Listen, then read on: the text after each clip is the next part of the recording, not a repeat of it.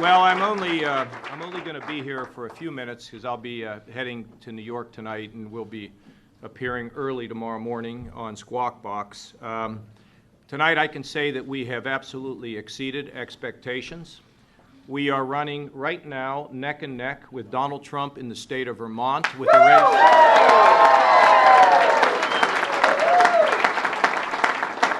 the race too close to call.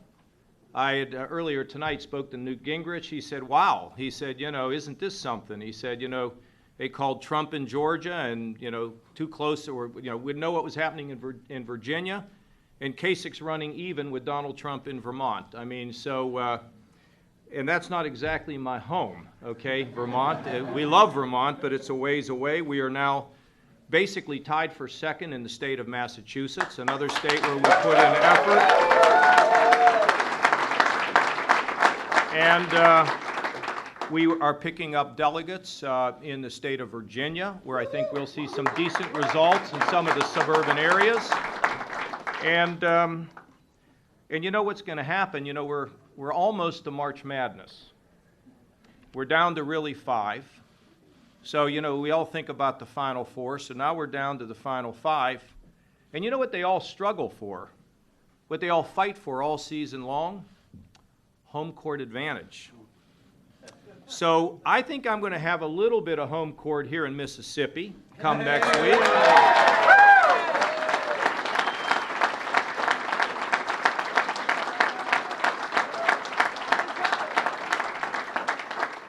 And we're heading north right onto my home court with Michigan, and then I'm going to tell you now, we will beat Donald Trump in the state of Ohio, and it'll be a whole new day.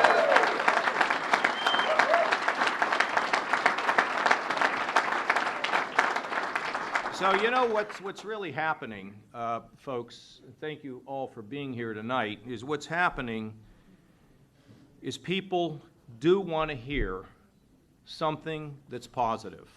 They just don't want to spend their time watching people insult one another back and forth, and they want somebody that can help rebuild the country at the federal level.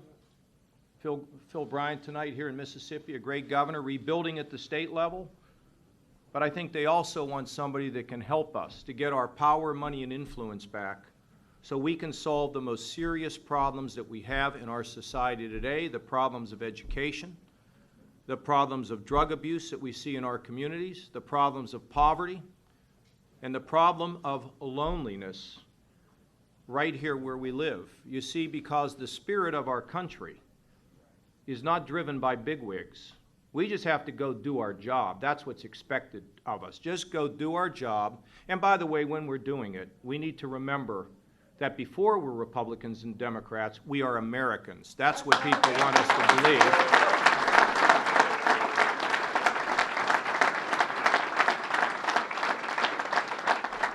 And as we do our job of what's expected of us, try to get things back in order again, balancing budgets, saving Social Security, cleaning up all these federal regulations that are choking our small businesses, being in a position to reduce taxes and simplify the tax code and give businesses incentives to invest in America rather than overseas.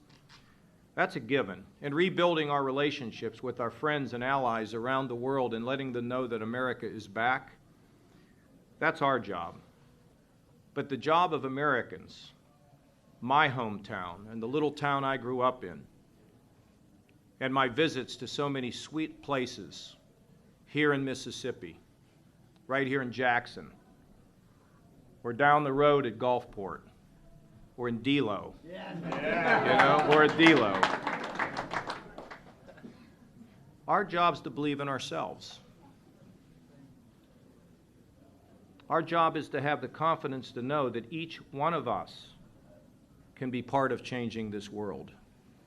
We don't have to wait for somebody to come riding into town on some stallion to solve all of our problems.